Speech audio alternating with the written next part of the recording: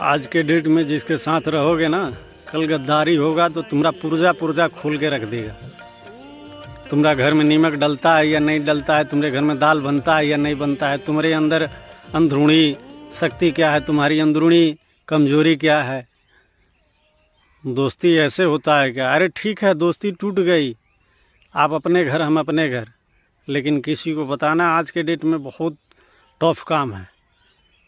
कोई बर्दाश्त कर पाता है? क्षण भर की बात बर्दाश्त नहीं। अच्छा ठीक है, मान लेते हैं आप जिसके साथ दोस्ती की हैं तो आप जब अलग हो गए तो आप बर्दाश्त करने वाले हैं, आप बर्दाश्त कर लिए, लेकिन उससे बर्दाश्त हो तब ना। आप कुछ उसके बारे में मत बोलो, वो तुम्हारा कुल पुर्जा खोल देगा। जैसे पवन सिंह अक्षरा सिंह के विषय में बोलते हैं क्या? नहीं बोलते हैं ना।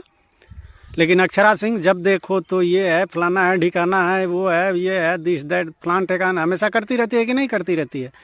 किसी पे भरोसा करना बहुत